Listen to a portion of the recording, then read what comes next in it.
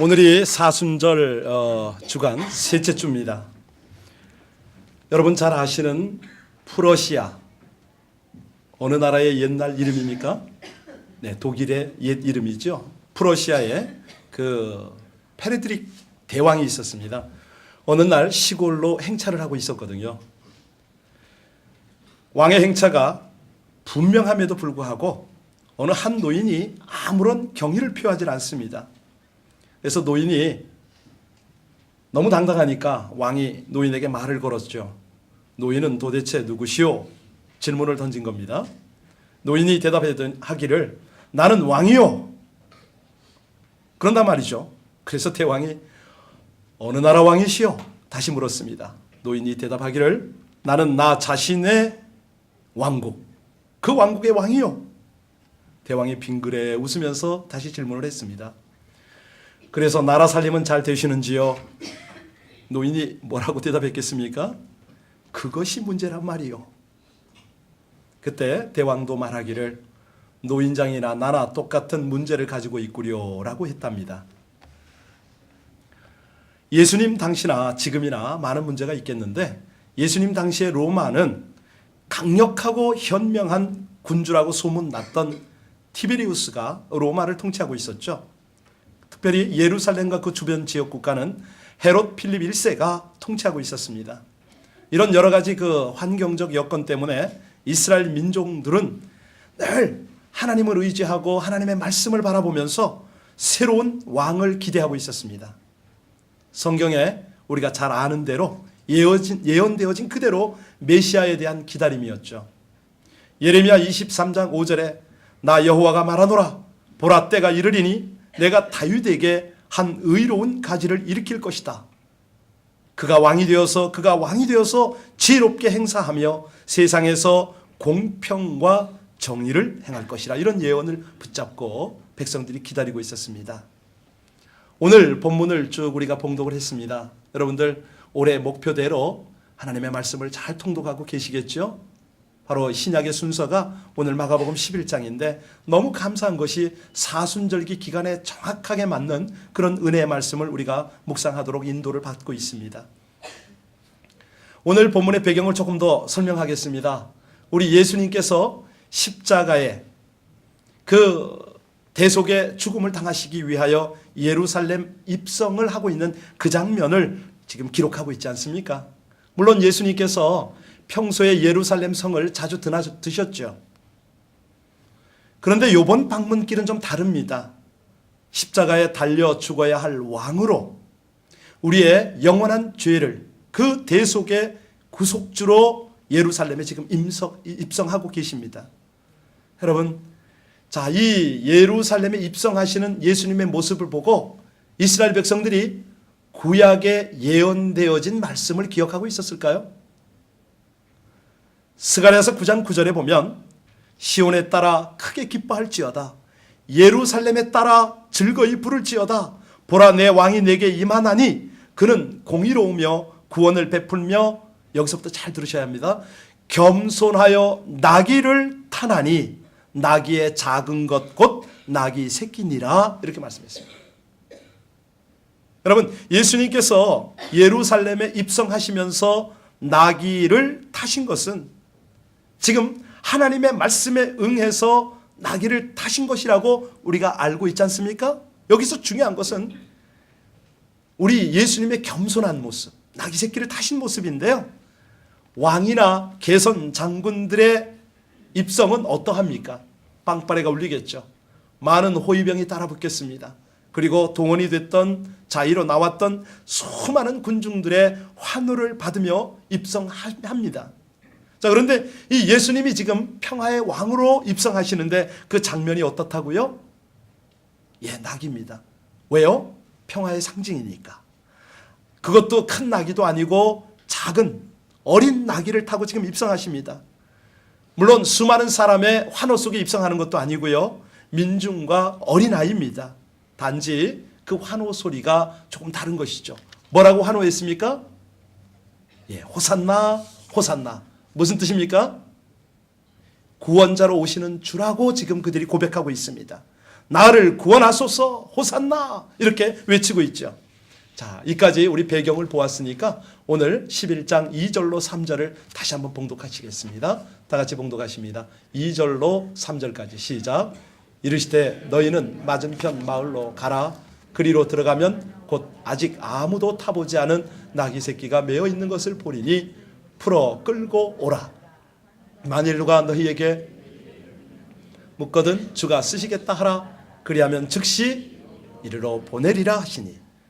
자, 여기 우리가 점점 흥미로운 상황을 보고 있습니다. 4절에 보십시오. 제자들이 가서 보니까 메어 있어요. 그리고 5절을 넘겨주시면 거기 있는 사람들이 예수님이 말씀하신 그대로 반응을 합니다. 왜 그러냐고 묻습니다. 그랬더니 주께서 쓰시겠다라고 대답했겠죠. 자, 주인이 그대로 보내줬습니다. 여러분, 이 장면을 연상하면서 한번 본문 속으로 들어가 보시기 바랍니다. 주께서 쓰시겠다. 이 한마디에 모든 상황은 순종을 하고 있습니다. 어떤 느낌이 드세요? 물론 제자들이야 주님을 3년 이상 모셨기 때문에 수많은 기적과 능력 있는 말씀, 그 영권에 압도가 되어서 순종할 수가 있다고 치더라도 나귀 주인의 순종, 이것도 대단하지 않습니까? 자, 물론 뭐 주님께서 제자도 아시고 주인도, 나귀 주인도 아시겠지만 그들의 전적인 순종이 우리가 이해할 수 있느냐 이겁니다. 여러분, 여기 지금 이 순간에 저와 여러분에게 똑같은 주님의 명령이 선포되었다라고 한번 가정을 한번 해볼까요? 주께서 쓰시겠다 말씀하십니다. 옆 사람을 한번 쳐다보십시오. 저 주차장에 가서 차 한 대 끌고 와라. 제가 그 생각을 해본 거예요. 김 목사, 너 가서 내가 명하는데 저기 파킹되어 있는 차 하나 끌고 와. 내가 탈 거야. 이렇게 말씀하셨을 때 과연 저는 할 수 있었을까? 여러분, 여기 그들은 주가 쓰시겠다라고 할 때 이유 없이 그냥 주님께 내놓았어요. 그런데 이 장면은 보통 장면이 아닙니다. 왜냐하면 하나님의 모든 역사가 이렇게 쓰여졌기 때문에 하나님께 그냥 전적으로 조건 없이 순종하는 사람들에 의해서 하나님의 역사는 지금 기록이 되어 왔지 않습니까? 한결같이 주의 음성을 듣고 순종했던 사람들의 이야기. 여러분, 이쯤 되면 주님께서 쓰시겠다라고 말씀하시면 그 말씀에 순종하시는 저와 여러분들 되시기를 주의 이름으로 축복합니다.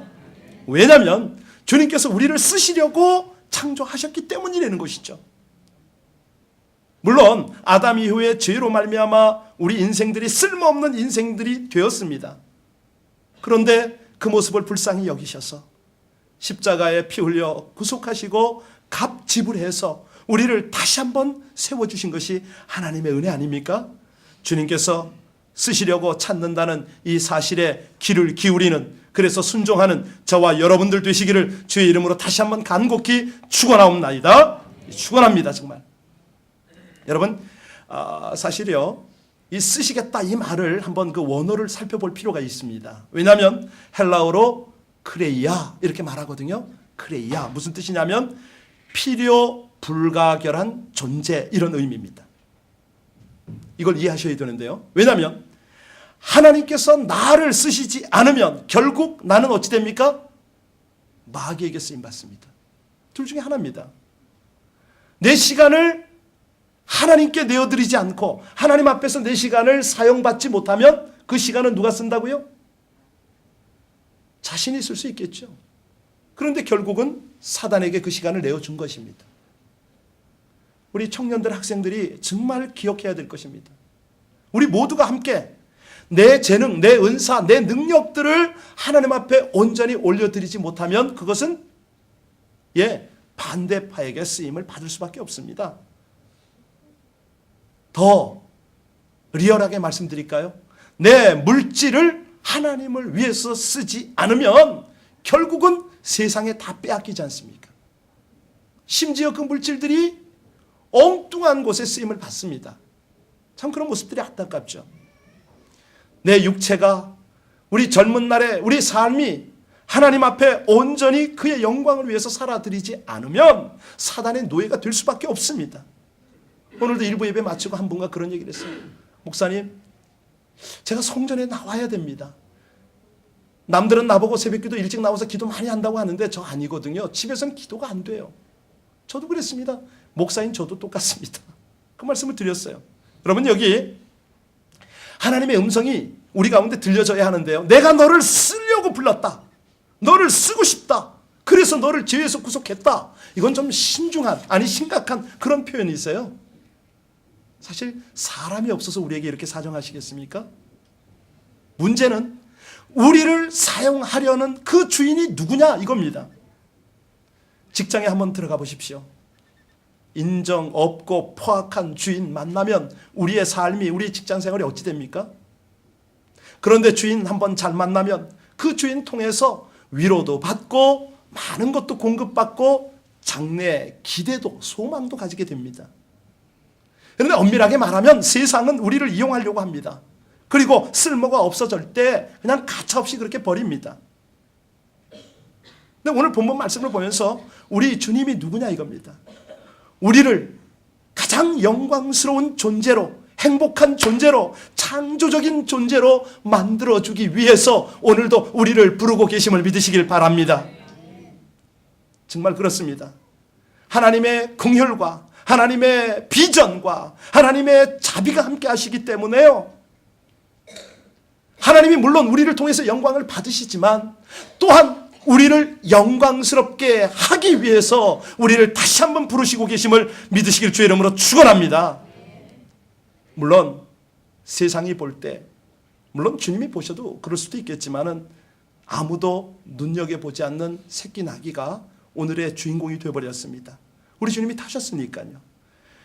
이것은 항상 우리 자신을 약한 자로, 쓸모없는 자로 부정적인 생각을 하는 것과 비교가 되지 않습니까? 나 가진 것 없고 재능도 없고 배운 것도 없고 이 나이 먹도록 뭐 하나 준비된 게 없다는 열등의식이 우리 속에 있어요. 근데 이것이 열등의식으로 끝나면 좋겠는데 이게 알량한 자존심으로 발전을 합니다. 여러분, 주님은요 여기서 아주 중대한 교훈을 우리에게 주고 계신데 나는 나귀 새끼를 타고 있다 이 말씀이에요. 지금 하나님의 아들, 아니 왕으로서 인류를 구원하기 위해서 나귀 새끼를 탔다. 이거는 굉장한 메시지입니다. 왜냐하면 우리가 자꾸 이 세상에 살면서 자신을 나귀 새끼와 같은 존재로 생각할 때가 많기 때문에 우리 주님께서 이 비유를 들어주시는 겁니다. 우리 7절부터 10절까지의 말씀을 같이 한 목소리로 봉독하시겠습니다. 7절부터 10절까지를 잘 보시기 바랍니다. 시작. 나귀 새끼를 예수께로 끌고 와서 자기들의 겉옷을 그 위에 얹어 놓음에 예수께서 타시니 많은 사람들은 자기들의 겉옷을 또 다른 이들의 들에서 벤 나무가지를 길에 펴며 앞에서 가고 뒤에서 따르는 자들이 소리 지르되 호산나 찬송하리로다. 주의 이름으로 오시는 이여 찬송하리로다. 오는 우리 조상 다윗의 나라여 가장 높은 곳에서 호산나 하더라. 여러분, 여기에 우리 길에 펴면서 예수가 이제는 로마의 왕으로 들어오는 것들을 연상하는 군중들을 우리가 보고 있습니다. 개선 장군을 맞는 것 같아요. 정말 겉옷을 벗고 나귀 뒤에 얹어놓고 길에 펴고 이 예수가 이제 오병이어도 행하시고 온갖 능력을 갖추신 이분이 로마 정권을 몰아내고 정치적으로 다윗 왕국을 건설하리라, 이런 기대 속에서 예수님을 맞습니다. 뿐만 아닙니다. 그 왕께 복종하고 충성하겠다 다짐까지 하는 모습이 보이지 않습니까? 하지만 여기서 우리 하나님의 메시지가 정말 우리 가운데 가슴을 녹여버리는데 뭐냐면 나귀를 타고 입성하시는 모습을 통해서 지금 깨닫기를 원하시는 거예요. 정치적인 왕이 아니고 겸손과 섬김의 왕으로 오는 그 모습을 지금 그들에게 나타내고 싶어 하시는 우리 주님의 마음, 우리 주님의 그 뜻, 이걸 좀 살피기를 원하는데, 여러분, 우리 하나님의 통치 방식이 이거 아닙니까? 예수님의 참 모습, 힘의 과시가 아닙니다. 겸손과 섬김의 삶을 통해서 하나님의 영광을 가장 잘 드러낼 수 있기 때문에 그렇게 하시는데요, 중요한 것은 11절입니다. 11절을 보면 우리 그분의 마음을 조금이라도 우리가 이해할 수가 있겠습니다. 같이 읽습니다. 시작. 예수께서 예루살렘에 이르러 성전에 들어가사 모든 것을 둘러보시고 때가 이미 저물매 12 제자를 데리시고, 자, 연결이 되십니까? 뭘 느끼십니까? 사실 여기 중요한 것은 예루살렘에 이르러서 그분의 우선순위, 목적이 어디에 있었다고요? 성전에 있었다는 것입니다. 성전. 이걸 보면서 우리가 그분의 눈과 마음을 느껴야 되는데요. 그분께서 보고 계신 하나님의 전, 하나님의 공동체 어떻습니까? 이게 잘 안 느껴지십니까? 아마도 예수님의 눈에는 겉모습만 화려한 성전이 보였을 것입니다. 그런데요, 우리가 한번 연상을 해볼 필요가 있습니다. 여러분, 땅이, 여러분 앞에 땅이 쫙 펼쳐져 있는데 그 땅에 기름지고 비옥한 거름이 막 있습니다. 어떤 느낌이 드세요? 농사가 잘 되거나 목축이 잘 되겠죠? 자, 경치가 좋은 곳이 있습니다. 너무 뷰가 아름답습니다. 뭐가 느껴지십니까? 뭘 하고 싶습니까? 거기다가 관광지, 휴양시설 만들고 싶지 않습니까? 그렇죠. 자, 그런데 아무도 거들떠보지 않는 황무지가 우리 앞에 펼쳐져 있습니다. 어떤 느낌이 드십니까? 저거 쓸모없는 땅, 이런 생각이 들까요? 아마 예수님의 모습이 그랬을 겁니다. 중요한 것은 뭐냐면 외모가 아름다운 땅은 사람들이 밟고 다닐 수도 있고 관광할 수는 있겠지만은 어찌 보면요, 보잘것 없고 황무한 그 땅일지라도 그 속에 있는 풍부한 자원과 어떤 가능성을 보는 그 주님의 눈길을, 그 마음을 우리가 조금은 이해해야 됩니다. 성전을 보시면서 지금 그걸 보고 계셨을 거예요. 우리가 인생들을, 자기 자신을 살펴도 야, 정말 외모가 왜 이 모양이냐, 화려한 학력이 없지 않느냐, 돈도 그렇고 실력도 그렇고, 여러분 마음이 그렇게 가난할 때가 있지 않습니까? 마음이 황폐할 때가 있지 않습니까?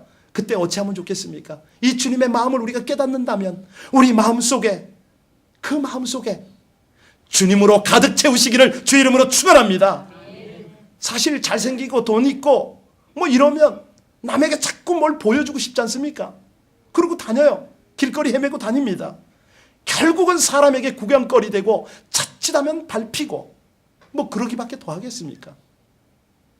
그런데 주님을 향해서 하나님의 눈과 마음을 느끼는 분들은 우리 주님께서 내가 네 속을 좀 쓰자, 네 안에 있는 나의 성전을 좀 한번 갖고 보자, 이렇게 말씀하실 때 아멘으로 반응하시기를 주의 이름으로 축원합니다.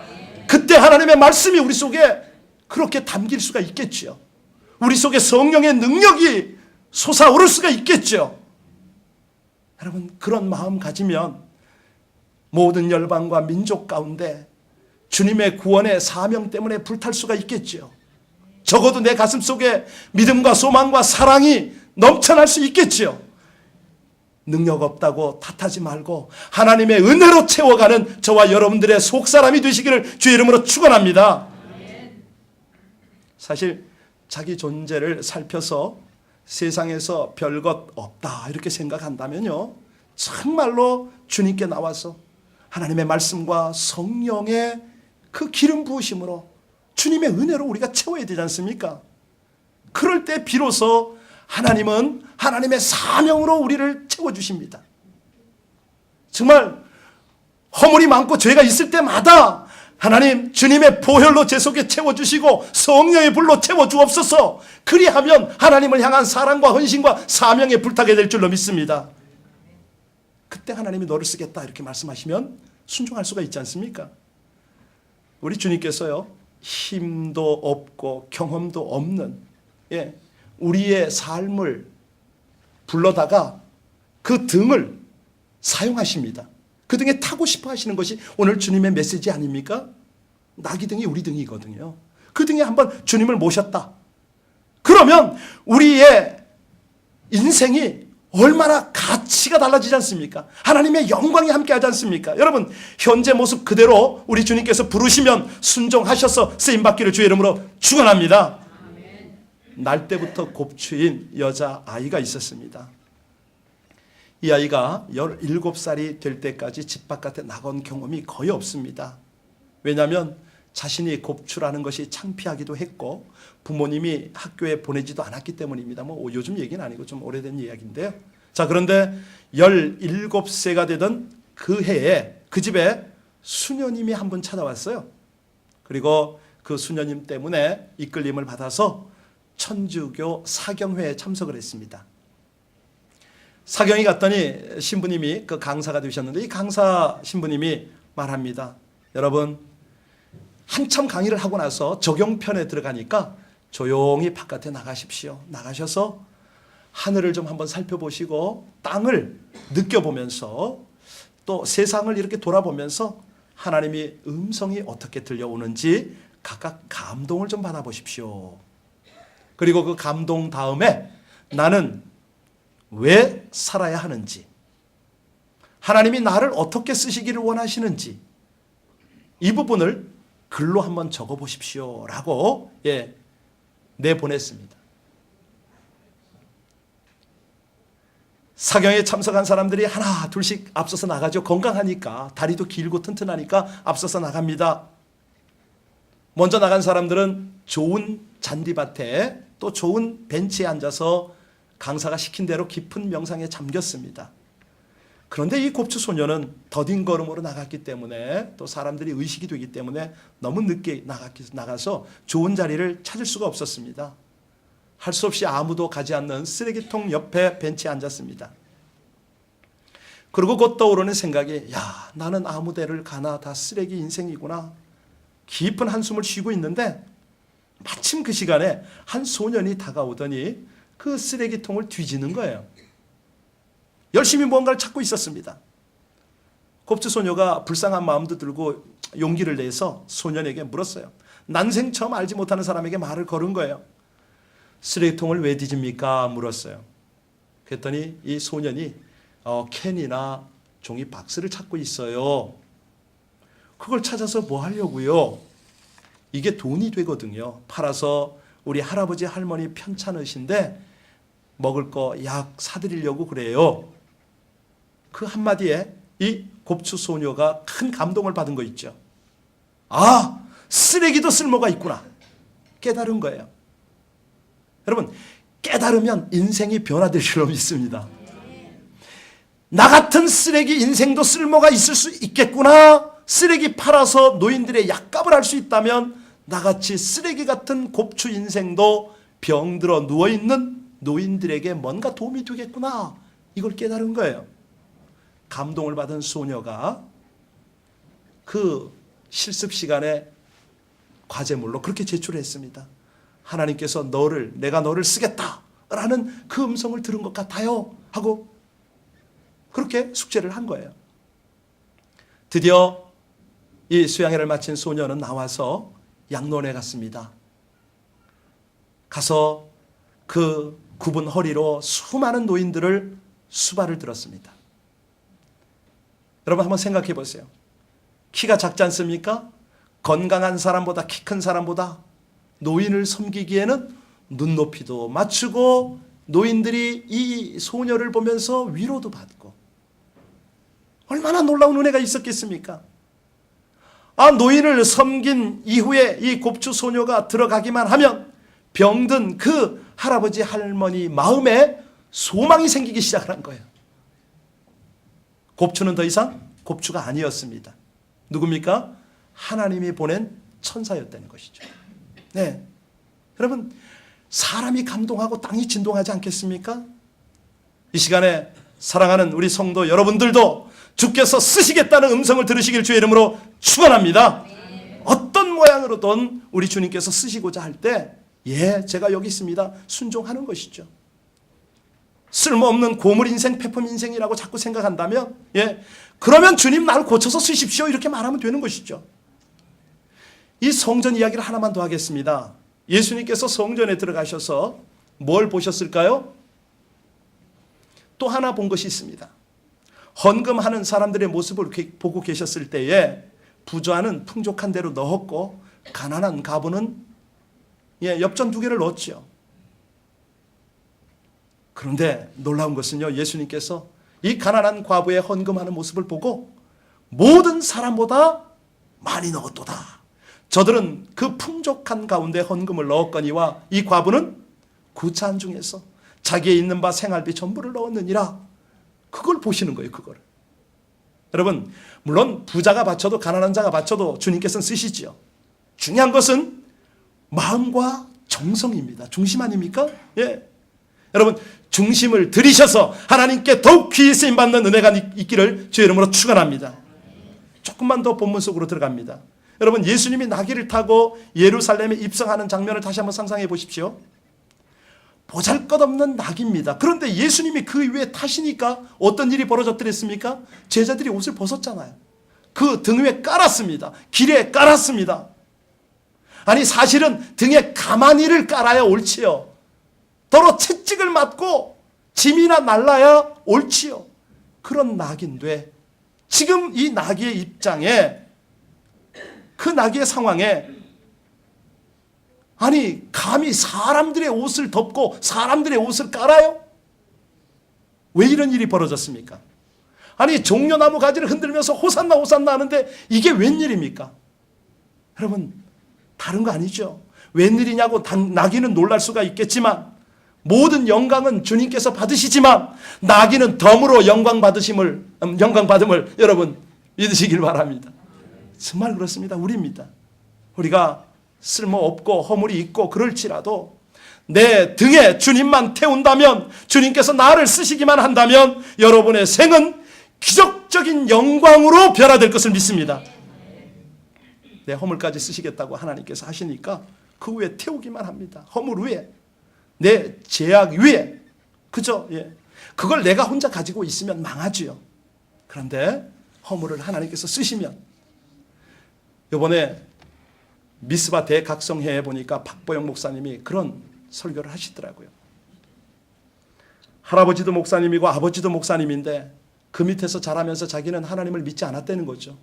없는 줄 알았고 부인하고 온갖 못된 짓은 다 했다고 자기의 허물을 진솔하게 고백하는 걸 들으면서 참 부끄러웠습니다. 같은 목사인데 어쩌면 저렇게 진솔하실까? 그분의 삶이 결국은 아내와도 헤어졌고, 특별히 외아들마저도 포기하고 혼자 살아간다고 자기의 있는 없는 허물을 다 털어놓는데 참 귀한 분이다. 공감이 형성되더라고요. 남의 이야기가 아니고 우리 교회도 똑같은 일이 벌어졌습니다. 새벽기도에 오시는 분들은 아시지만 우리 최민성 교사님 심장에 암 수술을 몇 번이나 하고 아직 시민권도 받지 않은 상황에서 중국 선교사로 헌신을 했습니다. 물론 자기가 태어난 곳이니까 가서 사역하겠다고 하셔서 그건 뭐 참 그럴 수도 있겠다 생각할 수 있지만, 중요한 것은 이번에 오셔서는 자기 집을 다 처분하고 저한테 책을 좀 주시면서 가시더라고요. 목사님 꼭 이러실 필요가 있습니까? 여기 아들도 있는데. 그랬더니 뭐라고 그러시냐면, 예, 후원이 많이 줄었습니다. 하나님의 돈을 이런 데 쓸 수는 없죠. 아들은 룸메이트로 들어가도록 하고 저는 혹시 오면은 여기 미션홈이 있으면 거기 좀 거하겠습니다 하고 정리를 하고 다 가세요. 안타까워서 우리가 새벽에 통성 기도를 했지 않습니까? 그랬더니 그 새벽에 한 분이 집에 가신 줄 알았는데 쪼르르 다시 오셨어요. 목사님, 이거를 선교사님에게 전달하실 수 있겠습니까? 뭔데요? 아들이 한 달 용돈으로 준 겁니다. 500불이더라고요. 딱 가져오셨어요. 선교사님에게. 오늘 떠나신다면서요. 그럼 전해달라고. 괜찮으시겠습니까? 어떻게 사실 겁니까? 수입이 없지 않습니까? 그렇게 하고 싶대요. 하나님의 감동이 있다는 거예요. 아, 그러냐고. 즉시 선교사님한테 전화를 했습니다. 선교사님, 이런 일이 있는데 잠깐 다녀가실 수 있습니까? 바로 오셨더라고요. 그 헌금을 받아가는데 이분 하는 말씀이, 예, 목사님, 사실 제가 중국에 들어가면 어느 지방을 좀 가야 되는데 딱 이 액수만큼 여비가 없었습니다. 자로 잰 듯이 정확하게 하나님께서 그분에게 감동을 주시고 그 금액을 가지고 지금 활동을 할 수 있도록 그렇게 하신 거예요. 근데 이분이 그냥 오신 게 아니라 자기가 쓴 책에다가 그분이 누구냐고 이름을 써서 사인을 해드리고 못 만나니까 감사합니다, 이렇게 책을 저한테 전달을 했어요. 제가 책을 전달했거든요. 더 재밌는 거 말씀드릴까요? 그랬는데 이분은, 최민성 교사님은 흥룡강성 그 아주 중국의 대단한 큰 신문의 기자도 됩니다. 북한도 이렇게 연결이 되고. 근데 이 헌금을 한 분의 아드님이 북한 경제에 관한 한 논문을 지금 준비하고 있어요. 제가 한마디 했습니다. 두 분이 서로 만나지 못했지만 주 안에서 좋은 협력이 될 것 같습니다. 위해서 서로 한번 기도하시죠. 기도해 주세요. 선교사님 위해서 기도하시고 또 이분은 이분의 아들을 위해서 기도해 주시고 이런 겁니다. 하나님이요 우리에게 작은 감동을 딱 주셔서 헌신케 하시잖아요. 그때 영적으로 민감하게 반응을 하고 순종을 하면 말 그대로 협력해서 선을 이루세요. 제 기대가 돼요. 이게 나중에 어떤 역사가 일어날까? 그렇지 않습니까? 한 성도님의 작은 헌신이지만 우리 하나님께서 그걸 통해서 영광을 나타내시고 그 영광을 입혀버리신다는 거죠. 문제가 있습니다. 문제가 뭐냐면 주께서 우리를 쓰시기 원하는데 사실은 우리가 왜 여기에 반응을 못하느냐?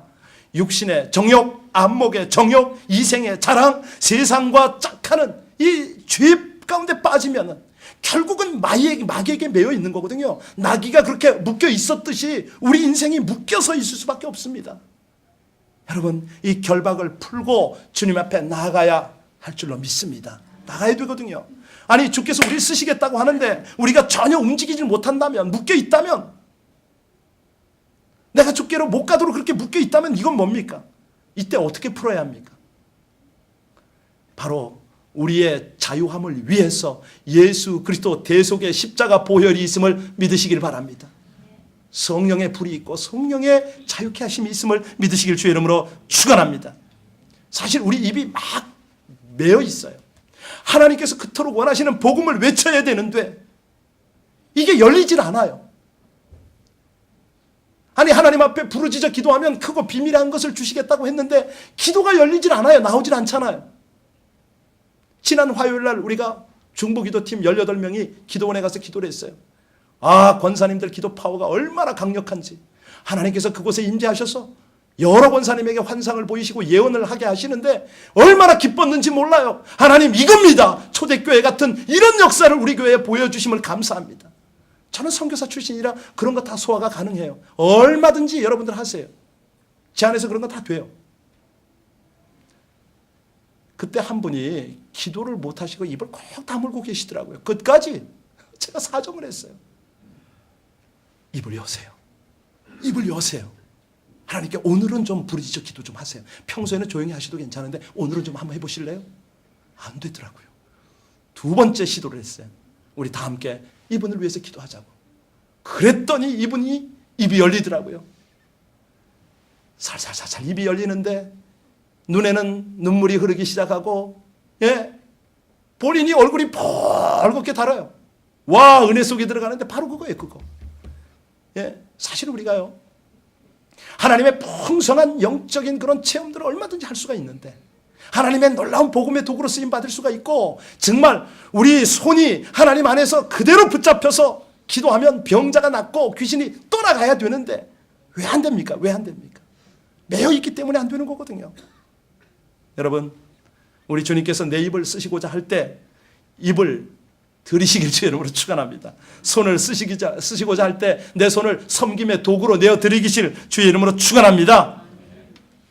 높은 자도 쓰시기도 하시죠. 그러나 여기 보잘것없는 이 어린 나귀를 주님께서 쓰셨지 않습니까? 타고 들어가시면서 하나님의 그 평화의 왕의 영광을 드러내실 뿐만 아니라 정말 나귀도 영광을 받게 하시는 우리 하나님. 우리 속에 한때는 설레이는 꿈도 있고 어느 정도 내가 위치에 있었던 그런 경험도 있을 수가 있습니다.